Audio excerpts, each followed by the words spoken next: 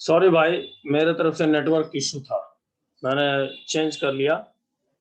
ठीक है, चलो देखो पिछले क्लास में हम लोगों ने पढ़ा था कुछ प्रॉपर्टीज, उसको जस्ट रिकॉल करें। हम लोगों ने पढ़ा था कि log 1 इज इक्वल टू 0 और log जिसका भी फाइंड करना है उसी के बेस पर अगर लेंगे तो वो 1 होता है। देखो लेकिन सबसे इंपॉर्टेंट बात जो कि मैं बार बार बोलता हूं कि x का log a के बेस पर ये तभी डिफाइंड है when ये और ये मतलब a और x दोनों पॉजिटिव हो और ये नॉट इक्वल टू 1 हो। ठीक है, इसको तो कभी नहीं भूलोगे। और यहाँ ध्यान रखना है हम लोगों को कि log 1 इज इक्वल टू 0 और log of a at base a is equal to 1। फिर हम लोगों ने पढ़ा था ये प्रॉपर्टी, इसमें मॉडुलस से नहीं घबराना है। मॉडुलस का सेंस ये था कि अपना जो आर्गुमेंट है, मतलब जिसका लॉग निकालते हैं उसको बोलते हैं आर्गुमेंट। जैसे साइन का angle sin 2x, sin x, cos का एंगल, ये सभी आर्गुमेंट्स कहलाते हैं। मतलब जो इनपुट्स होते हैं ना वो आर्गुमेंट्स होते हैं। इनपुट जो होते हैं वो आर्गुमेंट्स होते हैं। फंक्शन में जो हम लोग इन करते हैं, जो डोमेन से लेकर के एलिमेंट लाते हैं, मतलब x, उसको बोलते हैं आर्गुमेंट। तो लॉग का आर्गुमेंट पॉजिटिव होना चाहिए, तो इसीलिए उसको मॉडुलस बना दिया गया कि चलिए आप पॉजिटिव लीजिए x को या निगेटिव लीजिए। मॉडुलस जब बना दिया तो पॉजिटिव हो गया। तो इस पर बहुत ज्यादा ध्यान नहीं देना। आप ये कि x और y के प्रोडक्ट का लॉग करते हैं तो ये उनके सम के इक्वल होता है। जब हम लोग कोशेंट में लेते हैं तो उसके डिफरेंस के इक्वल होता है। आई नो आप सबों को इसकी जानकारी है, जिसको नहीं पता होगा वो रुक जाएगा, यहाँ मुझको रोक लेगा। यहाँ सबसे इंपॉर्टेंट प्रॉपर्टी मैंने आपसे डिस्कस किया था, जो डायरेक्टली आपको नहीं आने वाला, लेकिन इनडायरेक्टली इसका बहुत बहुत बहुत यूज है। तो कैलकुलस में तो बार बार अपनी बात को अगर आप समझना चाहते हो तो इस फंडा को रखोगे तो समझ में आएगा कि log of x at base y अगर लिखा हुआ हो तो आप चाहो तो इस log ऑफ x लिख लो, log ऑफ y लिख लो और बेस कुछ भी डाल दो, लेकिन दोनों में सेम डालो। बेस कुछ भी डाल दो, दोनों में सेम डालो। कुछ भी का मतलब ये नहीं कि बेस जो है निगेटिव ले लिया या बेस 1 ले लिया, सो नहीं। जो लॉग के बेसिक डेफिनेशन में जो बात थी लॉग के बेसिक डेफिनेशन में जो बात थी वो नहीं चेंज होगा कि लॉग का बेस पॉजिटिव होगा, 1 नहीं होगा। तो इस बात को दिमाग में रखते हुए तुमको मन करे तो यहाँ पर 5 लिख सकते हो, 10 लिख सकते हो, कुछ भी लिख सकते हो। तो यूजुअली हम लोग जब कैलकुलस पढ़ेंगे तो यूजुअली हम लोग ई लिख दिया करेंगे यूजुअली, लेकिन हम कुछ भी लिख सकते हैं, बस वो निगेटिव नहीं होना चाहिए, 1 नहीं होना चाहिए। तो समझो ए, ये प्रॉपर्टी हमारे बहुत काम का है। इसी प्रॉपर्टी का एक हम लोगों ने यूज यहाँ पर देखा था इस प्रॉपर्टी में कि x to the power n, तो हम लोगों को मालूम है कि ऐसा होता है। बोलो इसमें किसी को कोई दिक्कत था? ये प्रॉपर्टी मैंने बाद में लिख रखा है, लेकिन क्या इस प्रॉपर्टी में किसी को दिक्कत है? No sir. नहीं, ठीक है सर। ओके ओके, पहले मैं थोड़ा सा साउंड बढ़ा लूं। हाँ चलो, तो एक्सक्यूज मी सर। हाँ बोलो सर उसके पिछले वाले शीट में हम लोग लॉग में मॉड्यूलस एक्स क्यों लिखे थे सर, जब ये तो वही पता मैं ही है कि समझा रहा लॉग में हमेशा पॉजिटिव होगा। हाँ मैंने समझाया आपको कि जैसे log x लिख रहे हैं तो x जो है वो हमेशा पॉजिटिव होना चाहिए, ये बात अंडरस्टूड है। लेकिन अब इसको एम्फेसाइज अगर करना हो तो इसके लिए हम लोगों ने लिख दिया x में मॉडुलस लगा दिया कि अगर आप x को -2 भी ले लो तो कोई फर्क नहीं पड़ता है। Is it clear? Yes sir, thank you. हाँ चलो ऑलराइट। तो कहने का मतलब ये कि ये क्या एक जैसे कैसे हम लोग लैंग्वेज में पढ़ते हैं ना, एक फॉर्मल होता है, एक मतलब अब प्रॉपर वर्ड में यूज नहीं कर रहा, मतलब सिंपली एक होता है जैसे कि बहुत पोलाइट वे में किसी चीज को करते हैं और एक थोड़ा सा कमांडिंग करते हैं। तो वैसे ही समझो कि इसमें थोड़ा सा इस कड़ाई के साथ कही जा रही है कि भाई आप जिसका भी लॉग फाइंड कर रहे हो वो पॉजिटिव होना चाहिए और कुछ नहीं है। चलिए इस प्रॉपर्टी को हम लोग उसके हेल्प से समझना चाह रहे हैं। जैसे सॉरी, ये तो प्रॉपर्टी हम लोगों ने देखा ही पिछले सीट में। log of x to the power n at base a, तो इसको हम लोग यहाँ लिख लेंगे, तो n log of x at base a। फिर हम लोगों ने जो पीछे वाला जो प्रॉपर्टी था उसके हेल्प से इसको समझा था कि अगर बेस पर पावर हो, यहाँ इस पर पावर हो y के ऊपर, जैसा यहाँ लिखा हुआ है कि इस पर पावर हो, इस पर अगर पावर था, x पर अगर पावर था n, तो ये तो यहाँ आ गया। लेकिन अगर बेस पर पावर है तो ये पावर इधर लिखेंगे, लेकिन 1/n लिखेंगे। क्यों लिखेंगे? इसको जस्टिफाई करने के लिए हम लोगों ने इसी प्रॉपर्टी को यूज किया। वो जो बेस चेंज करने वाला जो प्रॉपर्टी था, बेस चेंज करने वाला जो प्रॉपर्टी था, इस वाले प्रॉपर्टी को हम लोगों ने यूज किया कि log of x at base a log of y at base a, इस प्रॉपर्टी को हम लोगों ने यूज किया। और इसके लिए हम लोगों ने किया ये कि चलो इसका log x का, फिर हम लोगों ने इसका log लिखा a to the power n का, बेस ले लिया, बेस को अपने मन से ले सकते थे, तो बेस हम लोगों ने लिया a, तो a बेस पर, तो ये जब a बेस पर है तो डिनोमिनेटर को देखो, तो ये इसी पीछे वाले प्रॉपर्टी की तरह हो गया, इस वाले प्रॉपर्टी की तरह, ये n यहाँ होगा, ये n यहाँ होगा, तो इस n को हम लोगों ने यहाँ लिख दिया, n log a base a, इसका वैल्यू 1 होता है, तो साफ देख रहे हो ये हो गया 1/n log x at base a। तो कहने का मतलब ये कि हम लोग थोड़ा सा एक काम करें, यहाँ पर एक एक्स्ट्रा सीट लेकर के इसको स्पेशल इंपॉर्टेंस दे दें।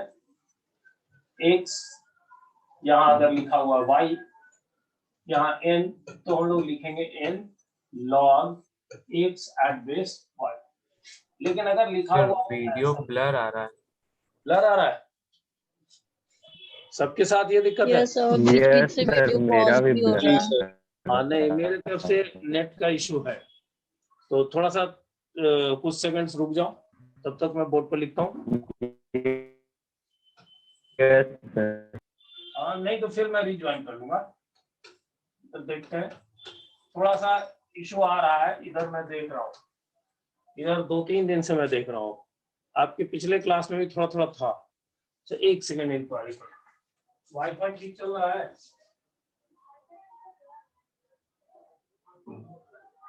चेंज करो, हाँ चेंज करना पड़ेगा, चेंज करो, इसमें ठीक नहीं आ रहा, ब्लर आ रहा है। और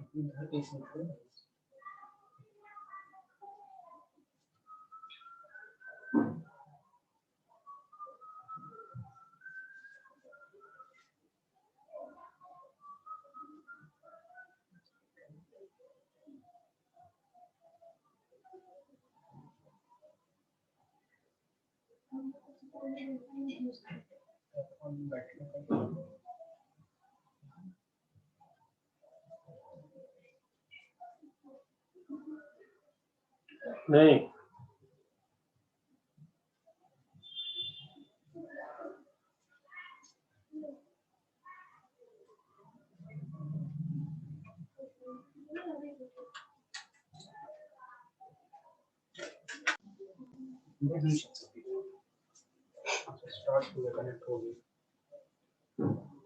मेरे को ज्यादा नहीं है, लेकिन चल जाएगा।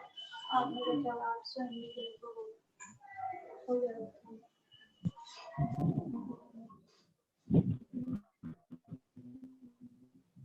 यस सर, बस एक मिनट बेटा, मेरा जो वाईफाई है वो अच्छा नहीं चल रहा है, और अभी मैं उसको ठीक करवाता हूँ।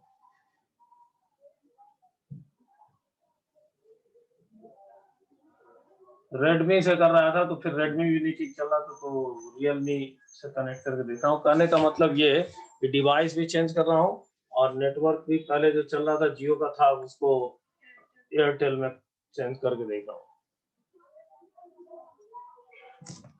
और थोड़ा सा वाईफाई का निकाल के एक बार फिर से लगा के देखिएगा। चलिए ठीक है। अब बेटा कि पहले जैसा ब्लर है? नहीं सर, अब ठीक है। अब ठीक है सर। चलो ठीक है, चलो ठीक है। तो इस दोनों प्रॉपर्टी को दिमाग में रखना है, ठीक है? ये तो अपने पास हम लोगों को अच्छे से याद रहता है, इसको भी याद रखना कि जब बेस में रहेगा तो ये 1/n करके बाहर लिखना। चलो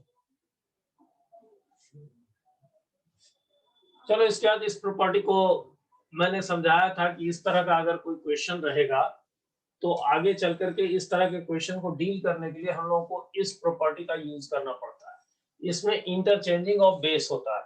इसमें जो हम लोग काम करते हैं वो ऐसा है कि अगर मान लो कि कभी लिखा हुआ हो x to the power log of y at base a, तो हम लोग इसको कर सकते हैं कि इस y को यहाँ और इस x को यहाँ इंटरचेंज कर दें। तो ये हो गया y log of x at base a। ठीक है, इस प्रॉपर्टी का एक छोटा सा जो पिछले दिन रुद्र ने भी कहा था, पिछले दिन रुद्र ने भी इस चीज को रिकॉल किया था कि अगर मान लो कभी हमारे पास ऐसा कुछ लिखा हुआ है e to the power log of x at base e, तो इसको हम लोग इसी प्रॉपर्टी के हेल्प से लिख पाते हैं x। कैसे कैसे देखो, अगर e to the power log of x at base e है, तो अगर हम लोग चेंज करके देखें ऐसा, इसको यहाँ और इसको यहाँ, तो ये हो गया x log of e, x के बदले में ये वाला e और बेस e, बेस नहीं चेंज होगा। और हमको मालूम है कि log e at base e, किसी भी नंबर का अगर हम लोग log निकालते हैं उसी के बेस पर, तो इसका वैल्यू 1 होता है। तो ये 1 हो गया, तो ये आया x। तो ये प्रॉपर्टी अपने डिफरेंशिएशन में एक खास एक्सरसाइज के लिए समझो हमारा सबसे बड़ा साधन होगा, सबसे बड़ा साधन होगा। डिफरेंशिएशन का वो पार्ट जो है वो बहुत तकलीफ देता है लोगों को। अगर जैसे कि sin x to the power कुछ लिखा हुआ हो, मान लो log x हो, कुछ भी, मतलब फंक्शन का पावर फंक्शन, फंक्शन का पावर फंक्शन। देखो दो तरह के सिचुएशन में हम लोग हैंडल कर लेते हैं, कांस्टेंट का पावर फंक्शन या फंक्शन का पावर कांस्टेंट, कोई दिक्कत नहीं है। लेकिन जब फंक्शन का पावर फंक्शन, तो इस सिचुएशन में जब हम लोग वर्क करते हैं डिफरेंशिएशन में, एक पूरा एक्सरसाइज ही है लॉग पर, तो उसमें करीब 60-70 क्वेश्चंस होते हैं नॉर्मली। तो वो जो क्वेश्चंस हैं उन क्वेश्चंस में इस प्रॉपर्टी का हम लोग बहुत यूज करने वाले हैं। ठीक है, चलिए। Excuse me sir. हाँ sir e to the power log x right side में, हाँ log x at base e जो अब सर, तो उसके इक्वल में x to the power log e at base e होगा ना सर? आप x नहीं, into log e at base e यहाँ की बात करो कि यहाँ की बात करो? Right side sir. ये देखो दोनों में बात है, ये जो राइट साइड में मैंने लिखा और लेफ्ट साइड में, जी सर। यहाँ क्या लिखा गया पहले मैं समझाता हूँ। यहाँ मैंने क्या लिखा, देखो यहाँ मैंने लिखा e, इसके ऊपर में पावर, पावर के ऊपर में पावर है लॉग, लॉग किसी चीज का, किसका है तो x का, किस बेस पर है तो बेस मैंने लिखा e। इसका आंसर आया x।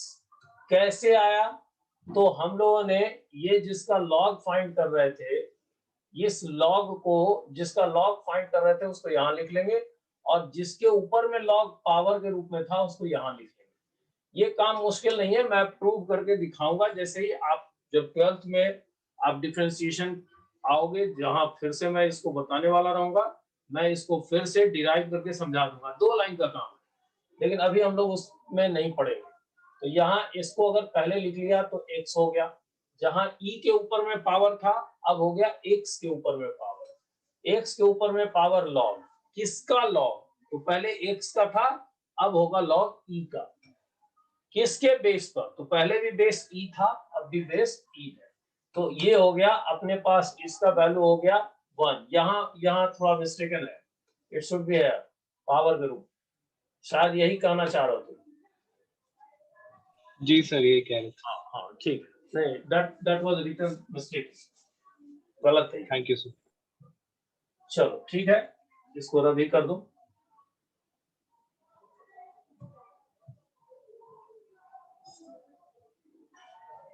चलो इसके बाद फिर हम लोगों ने यहाँ से आज शुरू करना था हम लोगों को। चलिए यहाँ से शुरू करते हैं।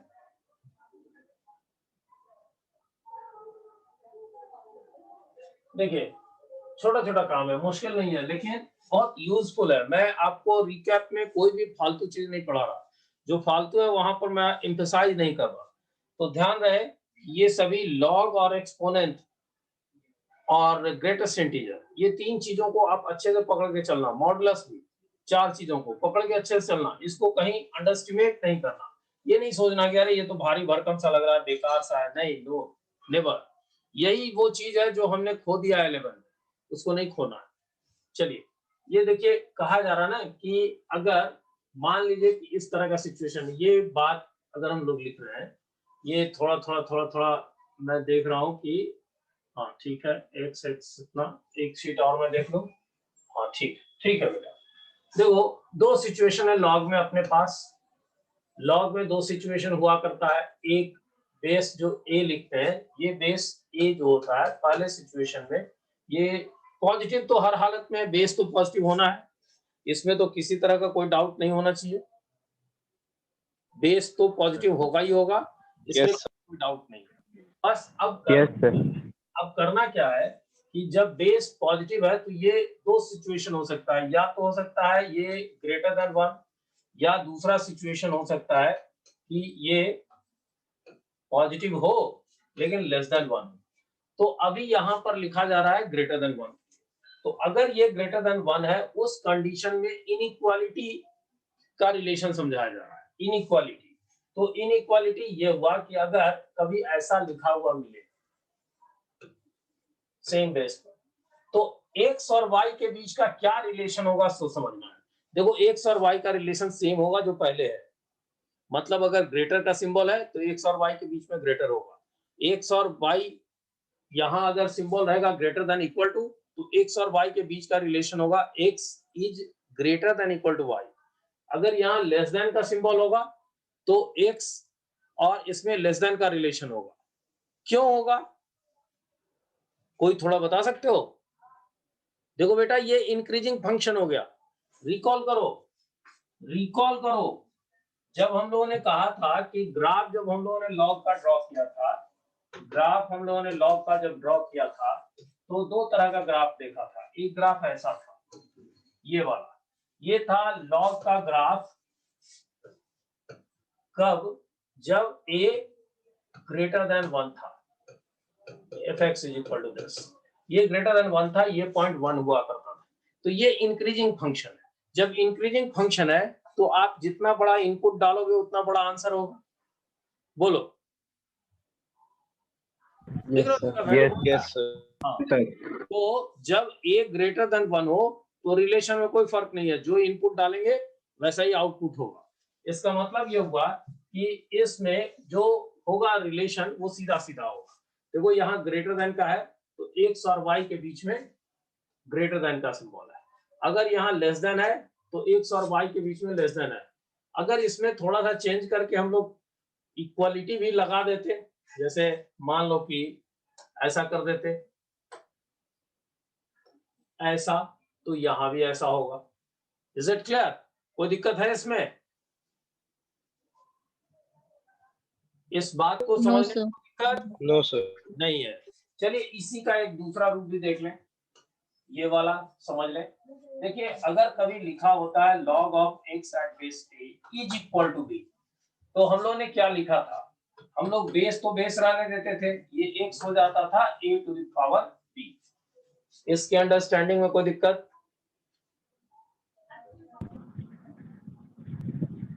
No sir. नहीं। No sir.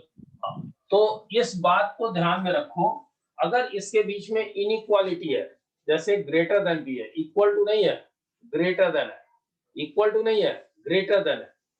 अगर ग्रेटर देन है तो उस केस में रिलेशन नहीं चेंज होगा। मतलब सीधा याद रखना, ए अगर मोर देन 1 हो, बेस अगर मोर देन 1 हो, बेस अगर मोर देन 1 हो, तो उस कंडीशन में, बेस अगर मोर देन 1 हो तो उस कंडीशन में इनइक्वालिटी के सिंबल को चेंज नहीं करना। ये बात दिमाग में अच्छे से बैठा लो, लॉजिक भी साथ में रखो कि भाई ये बड़ा आसान काम है। अगर हम लोग जान रहे हैं कि ये फंक्शन इंक्रीजिंग है, तो इंक्रीजिंग फंक्शन में मतलब जितना आर्गुमेंट जितना बड़ा डालेंगे आंसर उतना बड़ा आएगा। तो इसलिए कोई दिक्कत नहीं, इस चीज को रखो। इसी का उल्टा याद रखो, इसी का उल्टा याद रखो जब a लेस देन 1 हो। a अगर लेस देन 1 हो, a अगर लेस देन 1 हो, a अगर लेस देन 1 हो तो इसी का उल्टा सिचुएशन लो कि a तो पॉजिटिव होना ही है, पॉजिटिव तो रहना ही है, लेकिन अगर लेस देन 1 तो बस इसमें ध्यान रखना कि इनइक्वालिटी का जो रिलेशन है ना वो उल्टा हो जाएगा। अगर लिखा हुआ है ऐसा कि x base a is greater than equal to log of y at base a, अगर ऐसा हो तो इसमें हम लोग कंक्लूड करेंगे कि ये जो x है और ये जो y है इनके बीच का रिलेशन जो है वो रिवर्स हो जाएगा, तो ये हो जाएगा less than equal to. Is it clear? समझ रहे हो आप? Yes sir. तो ऐसा सिचुएशन है, अगर यहाँ पर मान लो रहता लेस देन तो हम लोग ग्रेटर देन कर लेते। इसी का दूसरे पार्ट पर आओ कि अगर लिखा हुआ है log of x at base a is less than b, तो हम लोग तो जानते हैं कि अगर इक्वल टू का सिचुएशन होता है, यहाँ इक्वल टू होता तो हम लिखते x इक्वल टू, है ना, a to the power b। अगर यहाँ इक्वल टू का सिंबल होता, इक्वालिटी का सिंबल होता तो यहाँ पर इक्वल लिखते और ऐसा लिखते, लेकिन अगर लेस देन का सिंबल है तो हम लोग इस बात को तुरंत देखेंगे, चेक करेंगे कि a क्या है, ग्रेटर देन 1 है या a जो है वो लेस देन 1 है। अगर ग्रेटर देन 1 है तो इसके बीच में सेम रिलेशन, ऐसे ही इस तरह का इसके बीच। लेकिन अगर मान लो ऐसा नहीं है, अगर ऐसा नहीं है तो ये रिलेशन उल्टा कर देंगे। मतलब जब भी कभी लेस देन 1 हो, 0 से 1 के बीच में हो, कहने का मतलब एक लाइन में ध्यान से सुनो, अगर 0 से 1 के बीच का एक फ्रैक्शन होता है, फ्रैक्शन ही होगा। कोई अगर मान लो 0 से 1 के बीच का बेस हो, जैसे 1/2, 1/3, 1/7, 1/5, 0.79 कुछ भी, अगर ये बेस हो तो आप जो भी रिलेशन दिया रहेगा इनइक्वालिटी को उसको उल्टा करके लिखिएगा, जो भी रिलेशन दिया रहेगा उसको उल्टा करके लिखिएगा। लेकिन अगर बेस ऐसा हो, मोर देन 1 का हो, जैसे 2 हो, 3 हो, 3.7 हो, 5.9 हो, कुछ भी अगर ऐसा हो तो उस केस में आप जो रिलेशन दिया हुआ है, इनइक्वालिटी का जो रिलेशन दिया हुआ है उसी को मेंटेन कीजिएगा। चलिए याद रहेगा, एक बार मुझको आप सुना दीजिए फिर मैं आगे बढ़ता हूँ, इसलिए कि लॉग का पार्ट कंप्लीट है मेरे बिहाफ से। इनइक्वालिटी पार्ट कोई रिपीट करो, एनीबॉडी?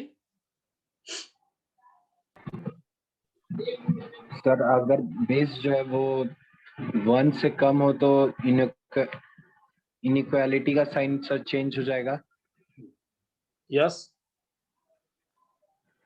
और सर अगर बेस 1 से ज्यादा हो तो वो सेम रहेगा। चलो ठीक है, फिर बीच में क्वेश्चन आता रहेगा, हम लोग डिस्कस करते रहेंगे। चलिए अभी हम लोगों ने लॉग की बात छोड़ दी, आते हैं हम लोग कुछ और फंक्शंस की बात कर लें, जल्दी जल्दी हम लोग इसको कवर अप कर लें। देखिए पॉलिनोमियल फंक्शन का जो स्टैंडर्ड फॉर्मेट होता है वो ऐसा होता है, जैसे अगर मान लीजिए कि हम लोग लिखें a to the power n ऐसा fx इज इक्वल टू, मान लीजिए अगर हम लोग लिखे पहला फंक्शन अगर हम लोग लिखे a not x to the power n, दूसरा लिखे a1 x to the power n minus 1 and so on up to an, ये where a naught, a1, an are constants and a naught is not equal to 0, तो हम लोग, और साथ ही इसमें कहते हैं कि n is non negative integer. अच्छा कोई मुझको बताओगे नॉन निगेटिव इंटीजर का सेंस क्या हुआ? Non-negative integer Natural numbers. whole numbers, not natural numbers. Whole numbers. Zero whole is also numbers. included there. Okay. So Yes, sir. non-negative integers मतलब whole numbers, तो powers group में ये हो तो हम लोग कहते हैं कि ये it is polynomial of degree n।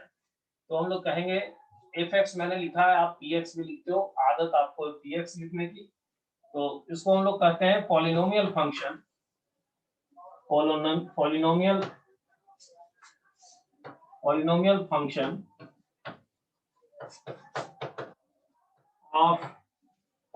Function of degree n। Clear? ये तो अपना स्टैंडर्ड फॉर्मेट हुआ बेटा। क्लियर? इसको कभी अगर होगा तो अलग से भी फिर समझाऊंगा कि ऐसा कैसे लिखते हैं। चलो हो ही जाए। अगर आपसे कोई बोले लीनियर का स्टैंडर्ड फॉर्म बताओ, तो आप क्या लिखते हो? ax plus B, single variable का, तो ax plus B. Single variable का अगर कोई बोले क्वाड्रेटिक का स्टैंडर्ड फॉर्म में लिखो, तो ax square plus bx plus c। कोई क्यूबिक का पूछे तो लिखते हो ax cube plus bx square plus cx plus d। ऐसे ही कोई भी पूछे 10 का पूछे तो ax टू द पावर 10, ऐसे ही bx टू द पावर 9, ऐसे ही करते हुए चले जाओगे। लेकिन बेटा अगर मान लो कि मैं पूछ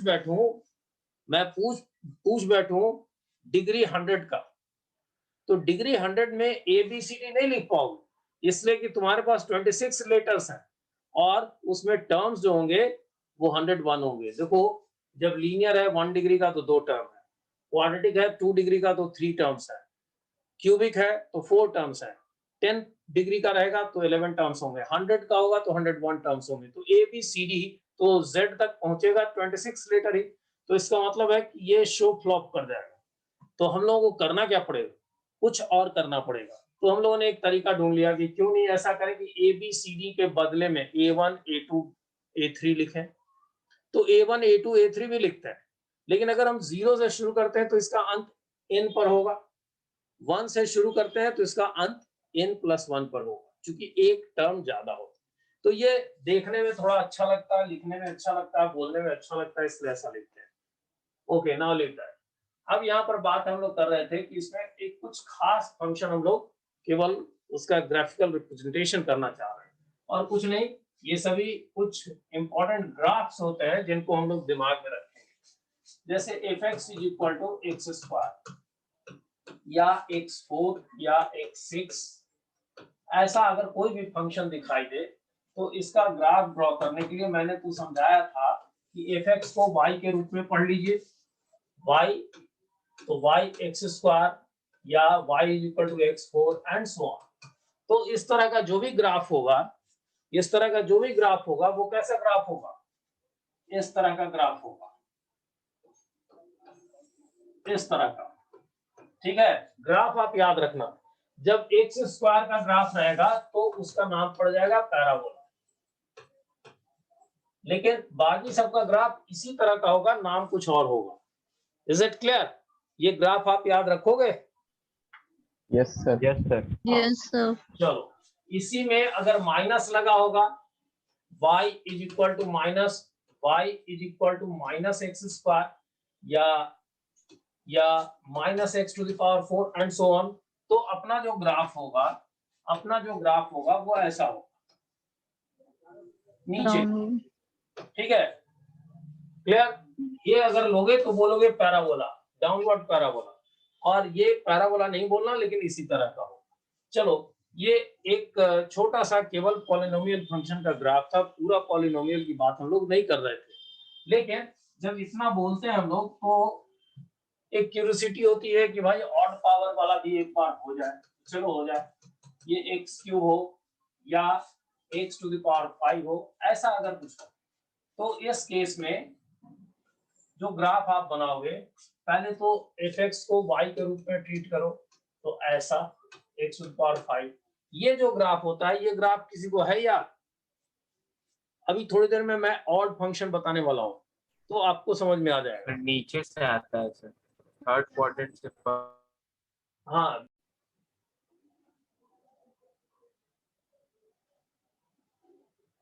ओके, थैंक यू। देखो, ये ध्यान रखना कि ये जो फंक्शन, ये जो होगा ना एक्स क्यूब का ग्राफ, ये ग्राफ ऐसा होगा।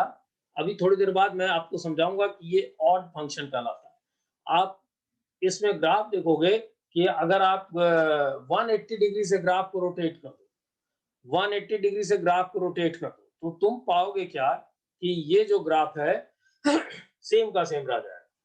मतलब ये आपके पेडस्टल फैन की तरह, पेडस्टल फैन देखे हो कि नहीं देखे हो, वो ऊंचा सा होता है गोल सा। Yes sir. Yes sir. हाँ, उसी तरह, उसकी पंखी की तरह ऐसा। ठीक है, ये ग्राफ होता है। इस ग्राफ में अगर आप एक्स एक्सिस और मतलब इसको अगर आप 180 से रोटेट कर दो, मतलब इस एक्स को एक्स एक्स की तरफ पहुंचा दो, तो तुम देखो कि ये यहाँ आ जाएगा, ये वाला यहाँ आ जाएगा, ग्राफ सेम का सेम होगा। ठीक है, ये एक्स क्यूब का ग्राफ है, F X is equal to X cube का ग्राफ है। देखिए x5 और x7 और x9 और x11 इन सबों का ग्राफ भी ऐसा ही मिलता जुलता होता है। तो आप इसको दिमाग में रखोगे कि ये एक्स क्यूब का ग्राफ ही आपके सामने आने वाला है और बहुत आने वाला है, बहुत आने वाला है। इसलिए इन सारे ग्राफ्स पर थोड़ी सी निगाह रखनी है। मतलब जो भी मैं एम्फेसाइज कर रहा हूँ, जहां भी मैं स्ट्रेस दे रहा हूँ, वो सब हमारी पढ़ाई में आने वाला है और उसका बहुत अच्छा खासा कंट्रीब्यूशन होगा। तो ये ग्राफ याद रहेगा आपको, नहीं याद रहेगा तो आप हाँ चलिए, फिर ये तो एक्स क्यूब का ग्राफ मैंने कर ही दिया अभी तुरंत। चलिए आगे देखते हैं। ये ग्राफ रैशनल फंक्शन, देखो रैशनल फंक्शन तो अब पॉलिनोमियल ही अपने आप में बहुत बड़ी चीज है। और रैशनल फंक्शन क्या हो गया, दो पॉलिनोमियल का p बाई क्यू फॉर्म के रूप में समझो कि इस तरह का कि एक फंक्शन जिसका न्यूमरेटर भी पॉलिनोमियल हो, डेनोमिनेटर भी पॉलिनोमियल हो। ऑब्वियस है कि जहां डेनोमिनेटर आ जाए वहां पर हम लोग कहते हैं कि डेनोमिनेटर जीरो नहीं है। चलिए, तो इस तरह के फंक्शन को हम लोग बोलते हैं रैशनल फंक्शन। रैशनल फंक्शन तो आप बताओ, अभी तो पॉलिनोमियल में हम लोग पूरा ले नहीं पाए, थोड़ी सी चर्चा उसमें हम लोगों ने की, तो ये तो बहुत मुश्किल काम है, लेकिन इसको पहले समझेंगे कि इसको पॉलिनोमियल फंक्शन कहते हैं। ओके, चलिए देखते हैं।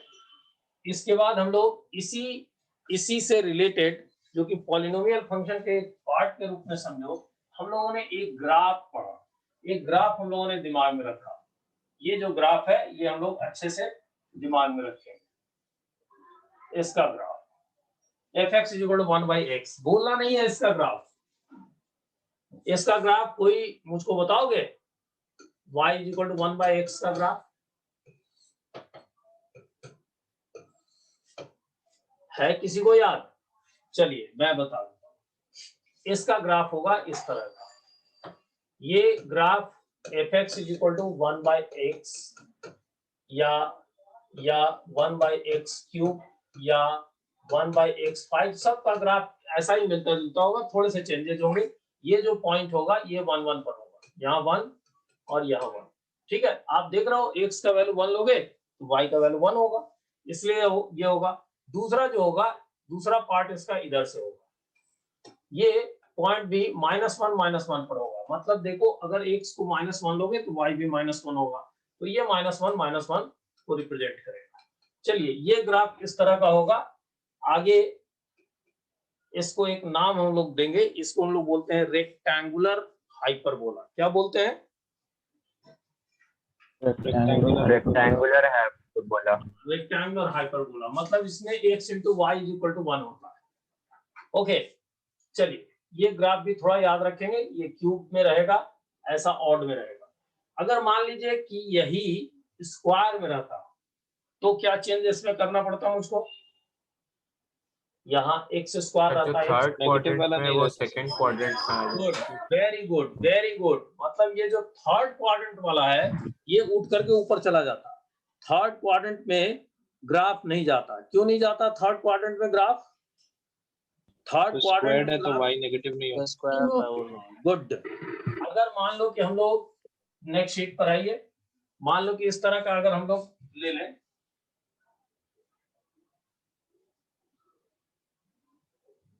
अगर हम लोग इस तरह का ले लें,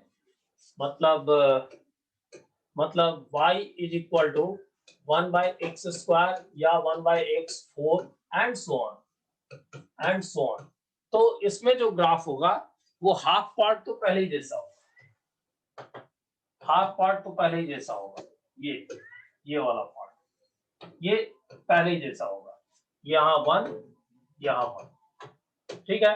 लेकिन इधर जो ग्राफ था ना, ये ग्राफ उठ करके ऊपर चला जाएगा। ये थोड़ा सा ग्राफ सुधार लिया जाए,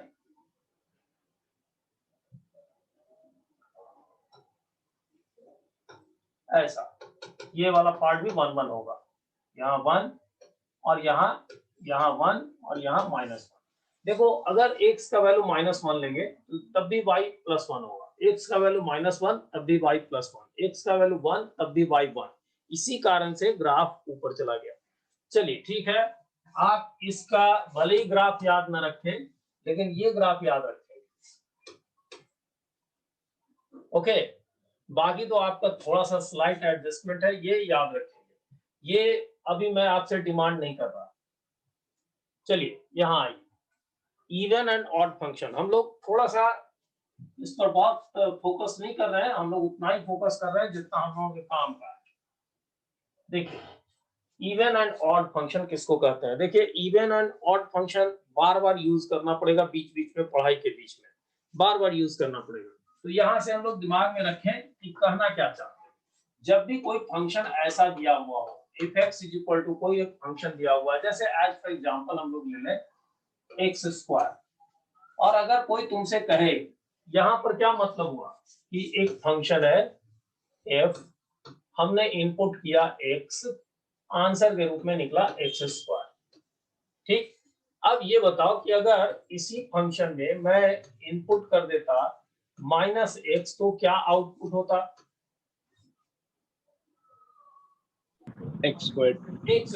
कहने का मतलब, यस, कहने का मतलब कि ये जो आउटपुट है, जिसको आप इमेज भी बोलते हो, वैल्यू भी बोलते हो, ये जो आउटपुट है, ये इस पर इससे फर्क इसको नहीं पड़ता कि आपने इनपुट में +x डाला है कि -x डाला है, +2 डाला है कि -2 डाला है, इससे इस पर इसके सेहत पर कोई असर नहीं पड़ता, ठीक।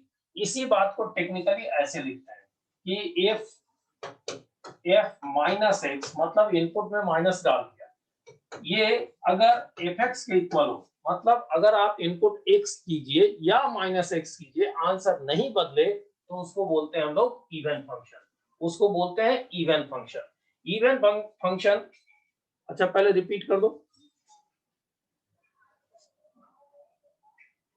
तो किसी फंक्शन में x डालें या -x डालें, आंसर अगर सेम आए तो इवन फंक्शन। हाँ, और मैथमेटिकली अगर हम लोग कहें तो f -x is equal to fx अगर हो, then we say this f is an even function, okay. देखो इससे रिलेटेड कुछ एग्जांपल्स हैं जो हमारे बड़े काम के हैं, जो ध्यान में रखना है हम लोगों को। वो ये है कि अगर हम लोग ट्रिगोनोमेट्रिक फंक्शन की बात करें, ट्रिगोनोमेट्रिक फंक्शंस की बात करें, तो इसमें दो फंक्शन इवन है, cos fx is equal to cos x और fx is equal to sec x। ये दोनों फंक्शन होते हैं इवन। कहने का मतलब ये कि अगर आप cos -x लेते हो, तो इसका वैल्यू cos x के इक्वल होगा, मतलब cos -30 डिग्री, cos -30 डिग्री का वैल्यू वही होगा जो cos 30 डिग्री का है। इसी तरह से sec -x is equal to sec x होगा, ठीक। देखिए 12th में जब आप पढ़ लीजिएगा रिलेशन फंक्शन, तो एक टॉपिक आएगा आपके सामने, inverse trigonometric function. Inverse trigonometric function, तो ध्यान रखिएगा कि जो फंक्शन आप यहाँ पर देख रहे हो इवन है, वहां भी इवन मिलेगा। क्लियर? ऐसा थोड़ा समझ करके चलिएगा, उसमें आपको मिलने वाला है। चलिए इतना हो गया। बाकी के फंक्शंस की बात कर लें, बाकी के फंक्शन की बात कर लें। मान लीजिए हम लोग अगर ले लेते हैं sin x या cosec x या tan x या cot x, तो these are odd functions। अभी मैं समझाऊंगा कि odd functions क्या होते हैं, ठीक है। these are odd functions। तो पहले तो आप ये दिमाग में रखो कि 6 में से कौन दो इवन फंक्शंस हैं। मतलब कौन दो ऐसे हैं जिसमें x के बदले में माइनस एक्स डालने से फर्क नहीं पड़ता। और आगे ये 4 अभी कर लें। देखिए ऑड फंक्शंस,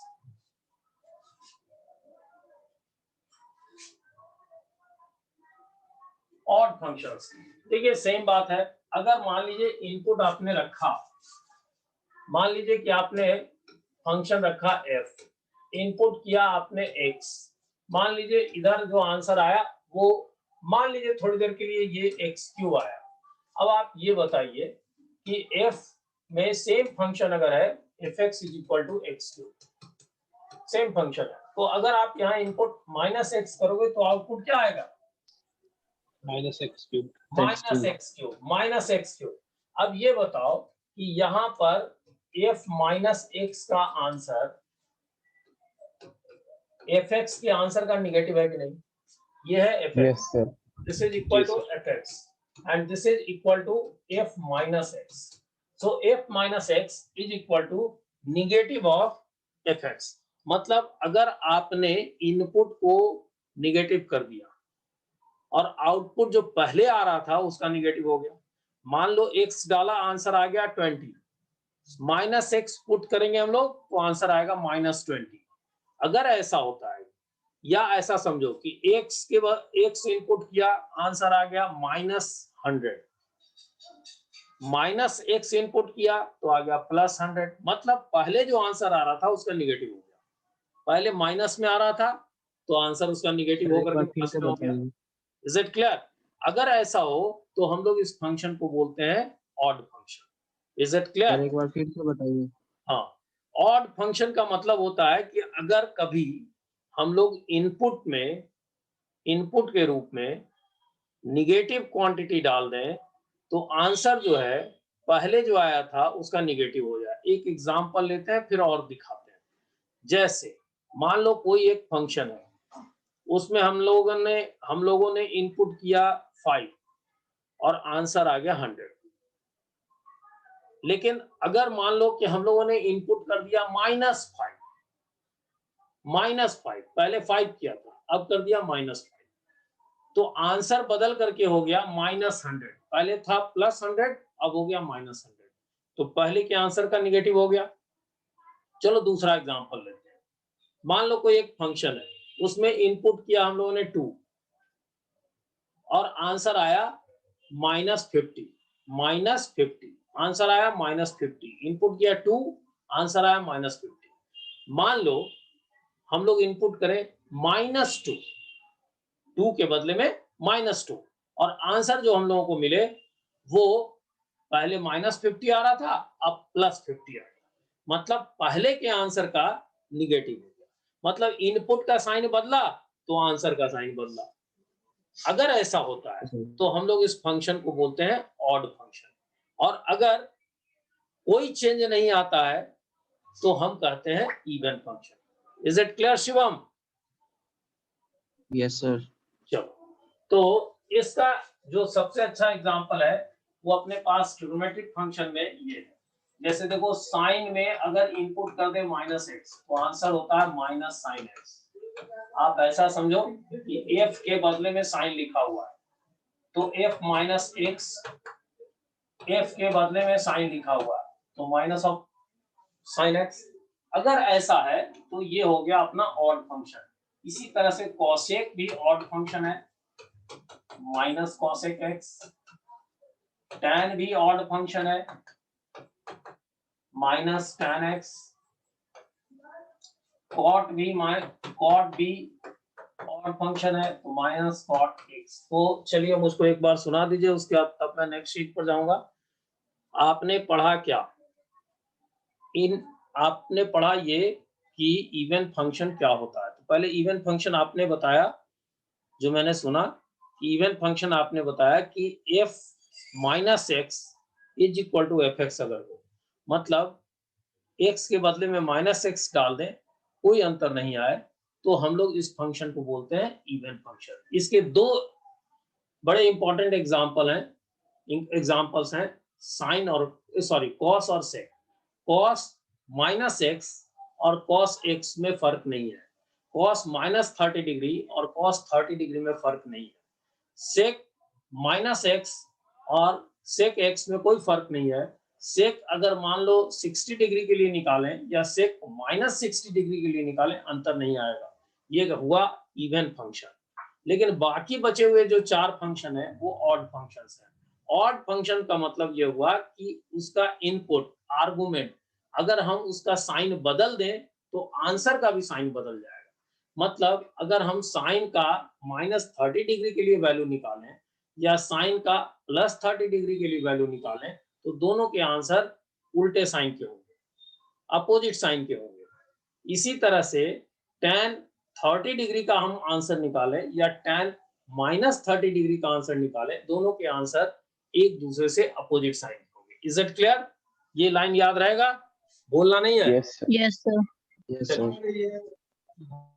ओके, देखिए पीरियोडिक फंक्शन ये अभी आपको बहुत काम नहीं आएगा, बहुत काम नहीं आएगा। इसका मतलब केवल छोटा छोटा सा पार्ट जो है अभी आपके काम आएगा।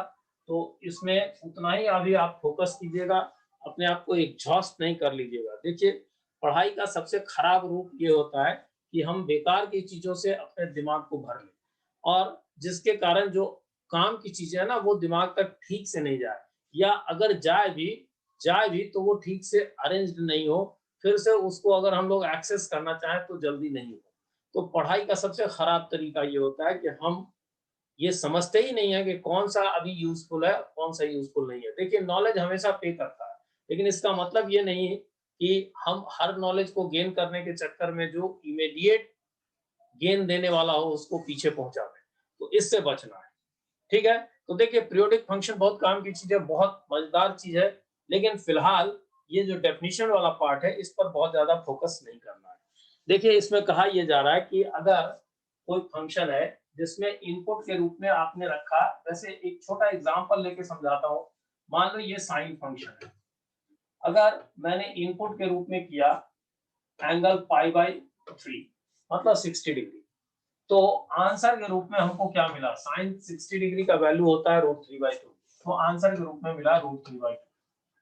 अब अगर मान लो इसी फंक्शन में मैंने इनपुट कर दिया, सर वहाँ π/3 है ना? हाँ 60 degree, sine 60 degree equal to √3/2। अगर मान लो कि मैंने इनपुट कर दिया, अच्छा ये साइन लिखो, अगर इनपुट कर दें हम लोग 2π + π/3, तो कोई बताओगे कि आंसर क्या होगा?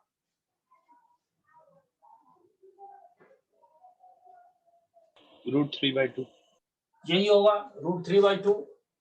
इसलिए कि थोड़ा थोड़ा ट्रिग्नो आपको याद होगा कि आपने पढ़ा है कि sine 2π + theta is equal to sine theta.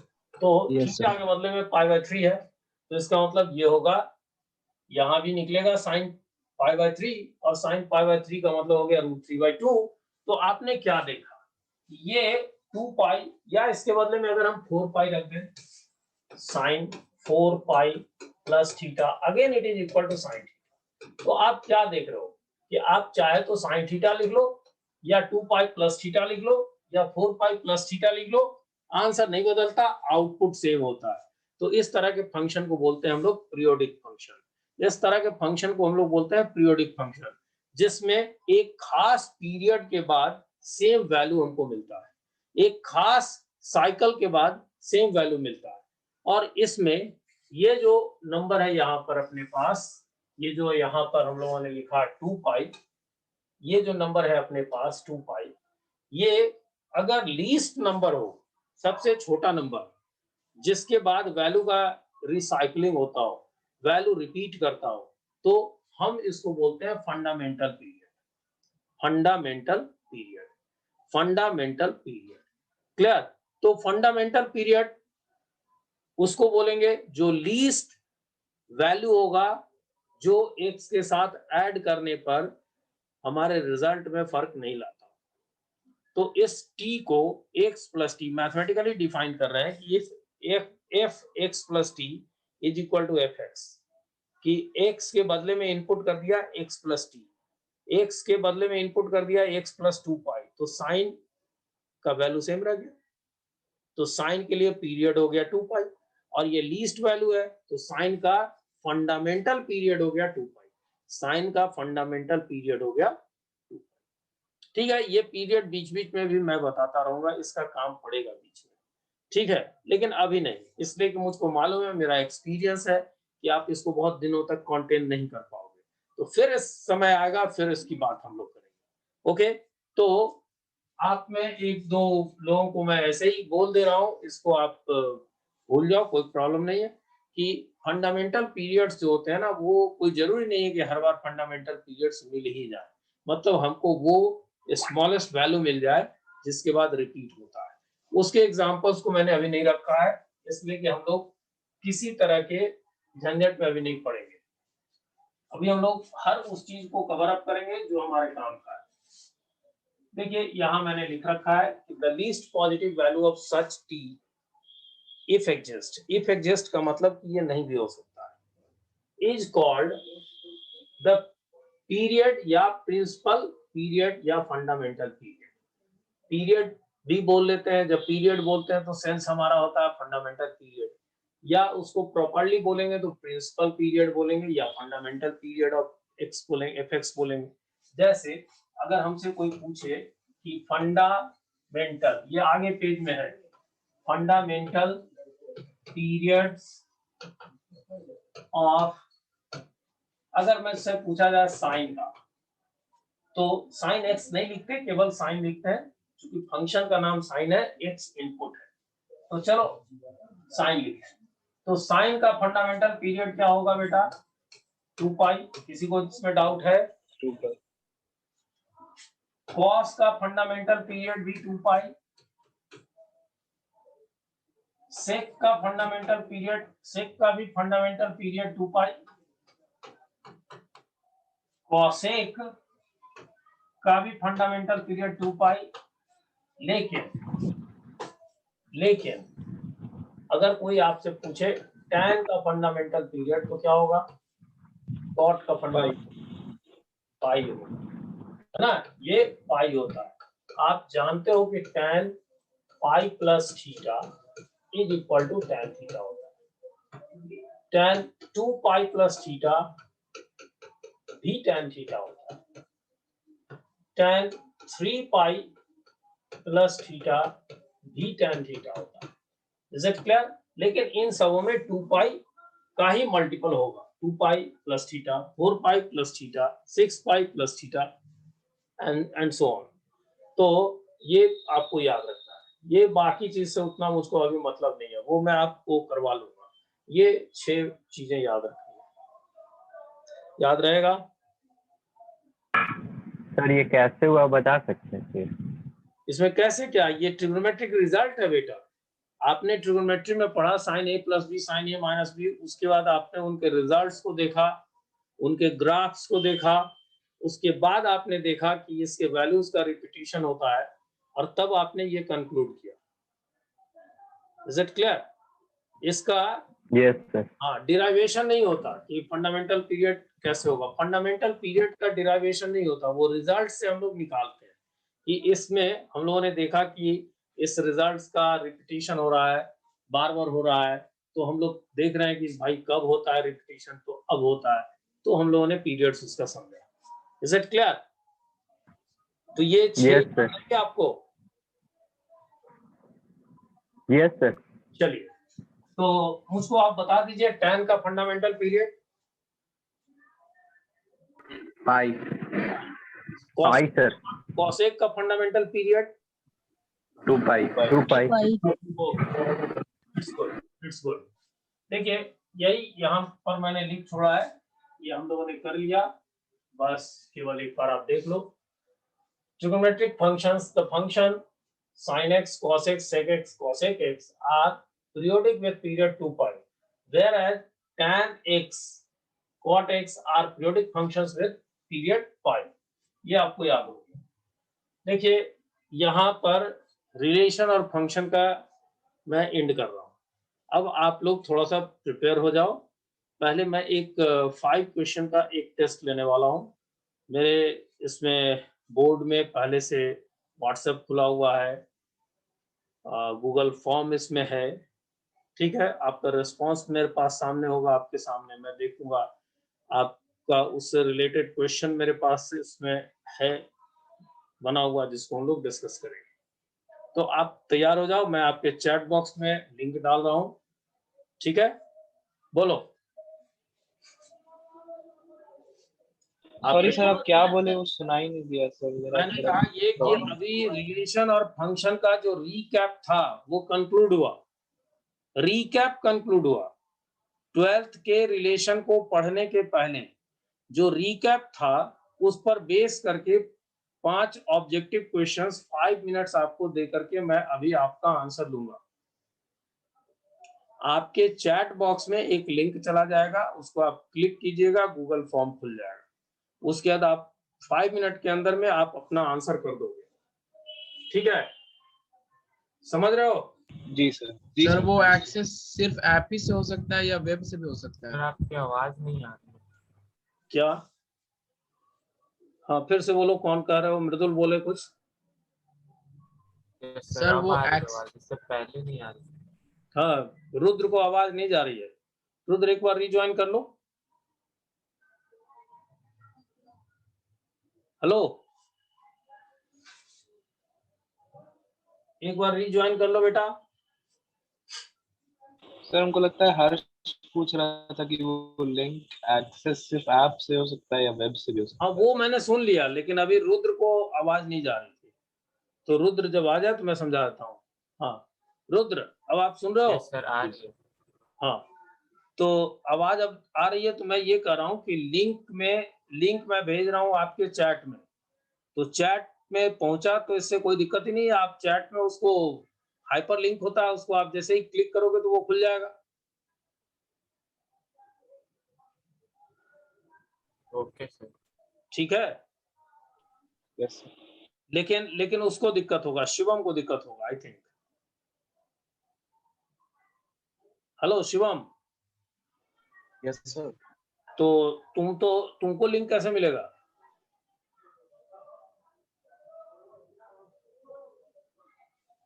अच्छा, मैं कोशिश करता हूँ। मृदुल एक काम करोगे, लिंक भेज दोगे उसको? जूम के मीटिंग के चैट बॉक्स में डाल दीजिए। हाँ हाँ, यस सर। जूम के मीटिंग के ही चैट बॉक्स में डालता हूँ। हाँ, तो उसको तो मिल ही जाएगा, जूम में तो है ही वो। ठीक है,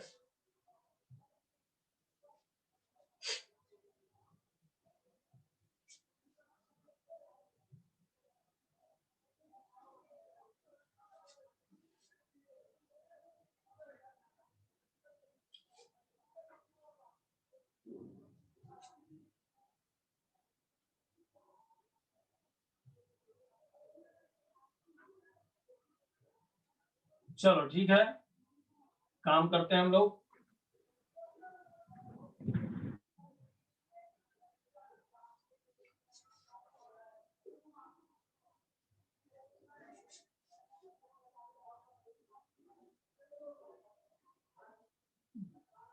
बड़ा झंझट है यार।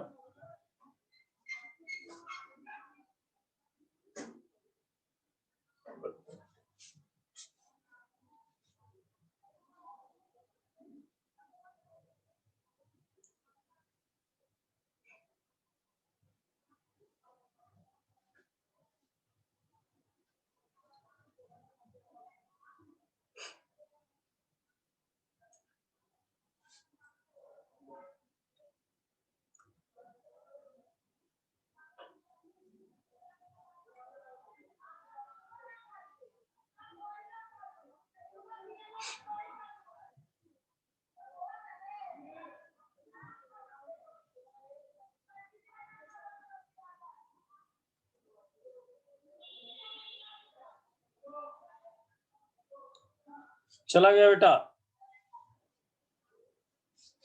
चलो 5 मिनट शुरू होता है अब।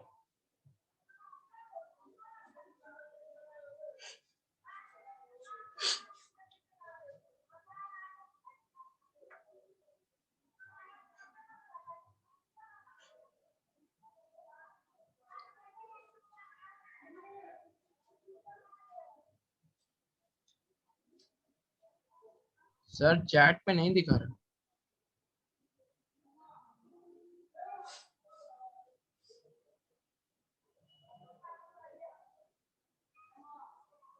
आशीष करो ना दे।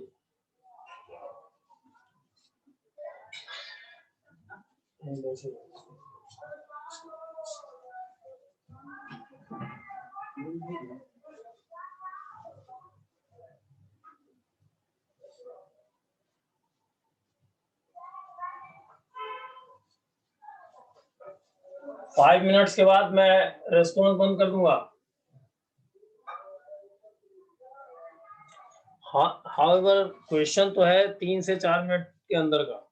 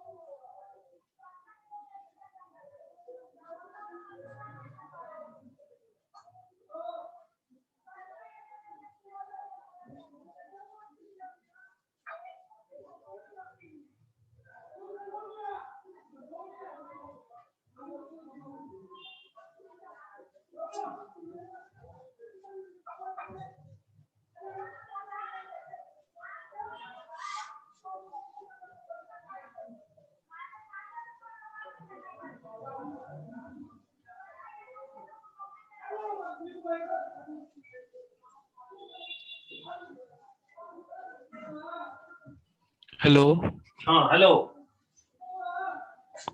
Hello hello sir. हाँ यस। हेलो। Hello sir. हाँ बोलो बोलो बोलो सौरभ। हेलो हाँ हेलो सौरभ।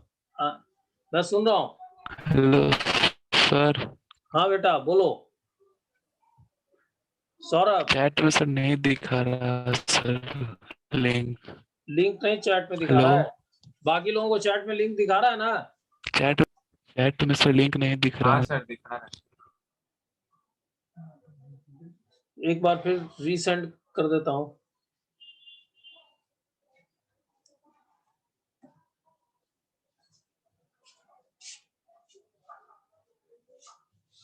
हाँ हेलो। दिखा दिखा सौरभ।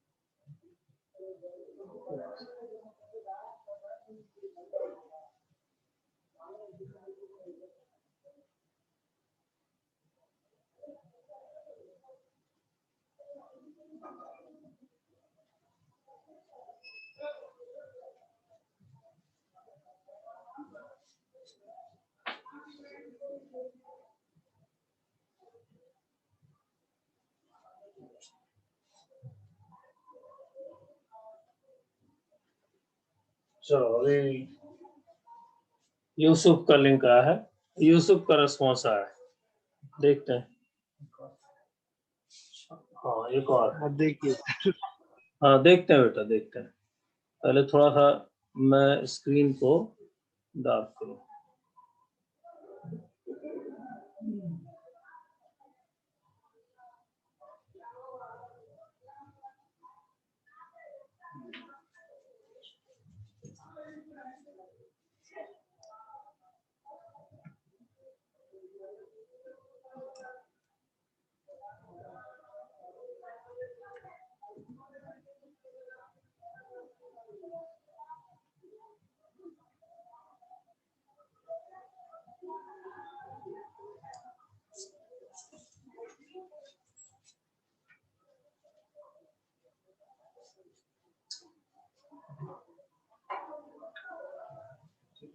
सर हम भी सबमिट कर दिए।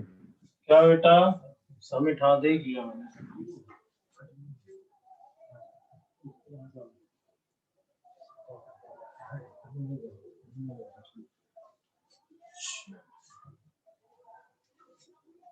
चलो ठीक है, इट्स ओवर। पहली बार था इसलिए मैं अभी रेस्पॉन्स बंद नहीं कर रहा, लेकिन चलो देखते हैं। देखो पहले एक नजर देख लो, अपना रेस्पॉन्स देख ही चुके होगे, इसको मैं डिस्कस कर दूंगा।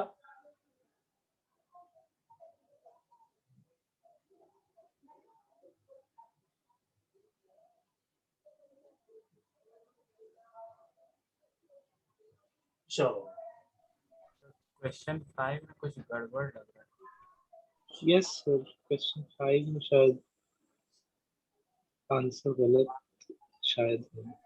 Yes sir.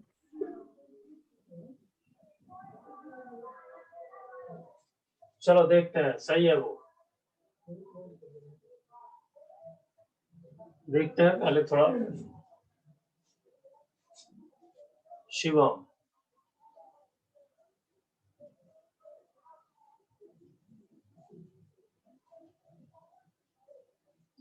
चलो थोड़ा ज्यादा गड़बड़ है बेटा शिवम, इम्प्रूवमेंट नेसेसरी है। तुम जल्दी में बनाए होगे, लेट से पहुंचा है तो नहीं। सौरभ जल्दी से बनाया होगा।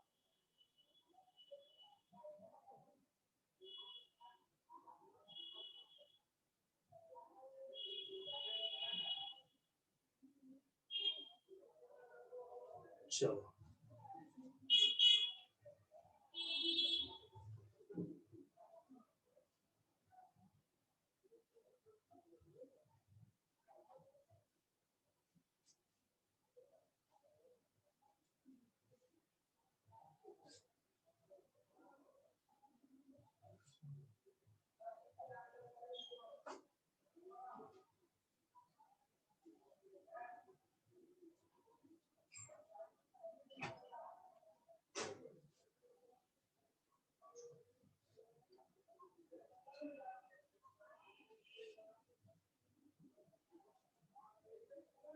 बाकी लोगों का रिस्पांस नहीं दिख रहा है मुझको। सर हम सेंड कर दिए। अच्छा ठीक है, कोई बात नहीं। जिसका रिस्पांस नहीं पहुंचे वो मेरे व्हाट्सएप पर भेज करके छोड़ दो। देखो मुझको जानकारी होनी चाहिए कि तुम्हारे नॉलेज में कहाँ कमी है। चलो ठीक है, इसको मैं लीव करता हूँ।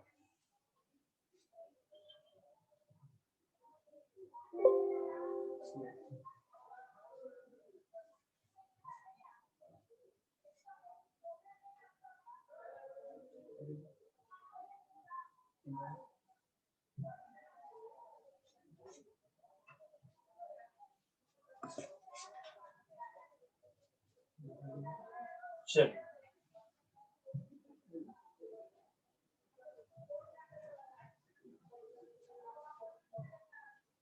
देखिए, ये आपका फर्स्ट क्वेश्चन था। ओके, देखो सबसे पहले ये ध्यान में लाओ कि रिलेशन होता क्या है।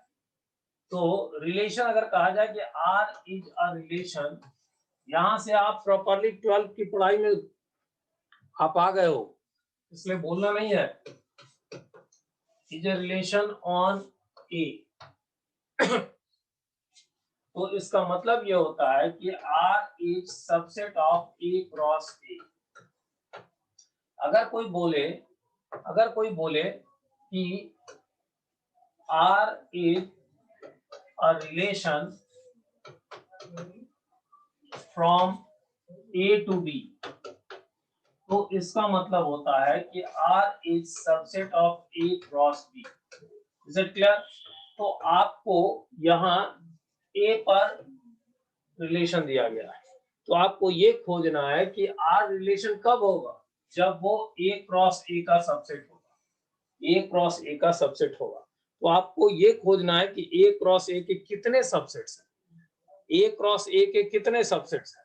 तो सबसेट्स जानने के लिए मैंने क्या सिखाया था, कि सबसेट्स अगर पता करना हो, कभी भी अगर पता करना हो नंबर ऑफ सबसेट्स, तो हम लोग 2 लिखते हैं और उसके बाद number of elements in that set लिखते हैं। इसलिए कि हर एलिमेंट के लिए 2 चॉइस है, या तो वो सबसेट का मेंबर होगा या नहीं होगा। तो अगर मान लो कि n एलिमेंट्स हैं तो 2 पहले का, 2 दूसरे का, 2 तीसरे का एंड सो ऑन, तो 2 into 2 into 2 n टाइम्स होगा, तो टोटल पॉसिबल जो सबसेट्स हो सकते हैं वो होंगे 2 into 2 into 2 n times, that means 2 to the power n, means उस सेट में जितने एलिमेंट्स हैं सो। अगर हम लोग कह रहे हैं कि सेट A में 3 एलिमेंट्स हैं 1 2 3, तो इसका मतलब A क्रॉस A में जो नंबर ऑफ एलिमेंट्स होंगे वो हो जाएंगे 3 into 3 9। अब अगर आपसे पूछा जाए कि number of subsets of A cross A then it will be equal to 2 के ऊपर में उतना ही पावर होगा जितना इसमें एलिमेंट है, तो 2 to the power 9। और अभी अभी मैंने कहा कि जितने भी सबसेट्स होंगे वो सारे के सारे रिलेशन कहलाएंगे। अभी मैंने ये बताया आपको कि R जो है वो A क्रॉस A का सबसेट होता है, तो इसका मतलब number of subsets 2 to the power A cross A का मेंबर 3 3 जा 9, इतने ही रिलेशंस होंगे। So this is the answer. Is it clear? Any problem? No, sir. तो आप नो सर। चलो इसके बाद जो नेक्स्ट क्वेश्चन जो था अपना वो ये था, नेक्स्ट क्वेश्चन अपना ये था।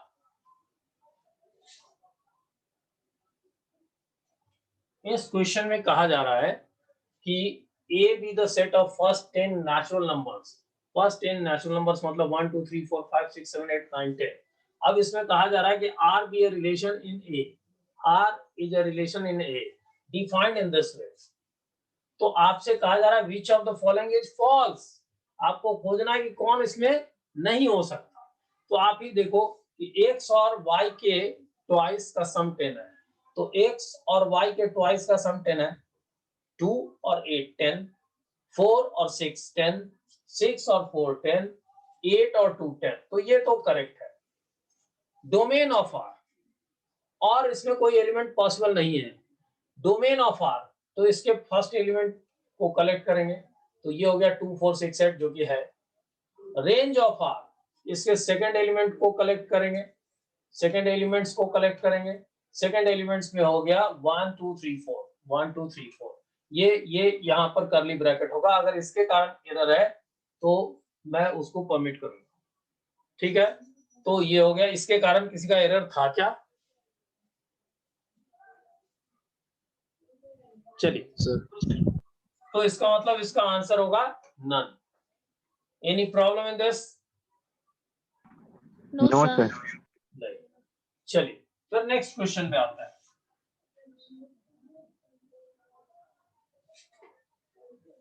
देखिए ये क्वेश्चन है, if R is the relation less than का रिलेशन है from A to B, A से B में लेस देन का रिलेशन है, तो आपको कहा जा रहा है ना कि order pairs corresponding to R को करस्पॉन्ड करने वाला। तो अगर इसका एक एलिमेंट लेते हो 1, तो 1 इज लेस देन 1, नहीं, ठीक है। 1 इज लेस देन 4 होगा जो है यहाँ, 1 इज लेस देन 5 भी होगा, है यहाँ। 2 अगर लो तो 2 इज लेस देन 4 होगा, 2 इज लेस देन 4 होगा, तो यहाँ है, इस वाले में आओ। उसके बाद 2 इज लेस देन 5 है यहाँ, ये तो अभी तक सही चल रहा है। 3, तो 3 is less then 4 correct, 3 is less then 5 correct. 4 से लो तो 4 is less then 5 correct, 5 is less then 5 नहीं है। तो इतने ही एलिमेंट्स इस रिलेशन में होंगे, तो आप साफ देख रहे हो कि इसमें ये आंसर होगा। Any problem? No, sir. No sir. No sir. चलिए आगे देखते हैं बेटा, 2 क्वेश्चन मैंने इसमें एक साथ ले रखा है। पहले इस क्वेश्चन को देख लें। देखिए क्वेश्चन है कि let A is equal to x y z का सेट, एक्स वाई जेड का सेट, और B इज इक्वल टू 1 2 का सेट। Number of relations from A to B, ये तो सिंपल है, अभी थोड़ी देर पहले हम लोगों ने डिस्कशन किया कि नंबर ऑफ रिलेशंस कितना होगा।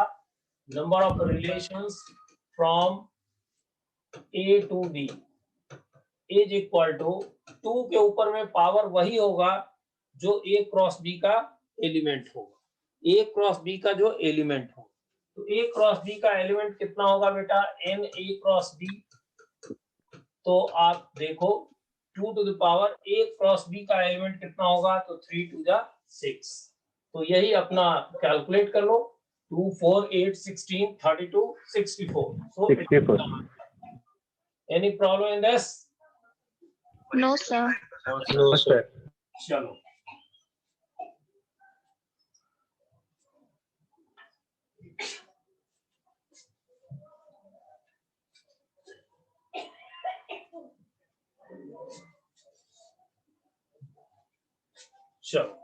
हम लोग यहाँ देखें,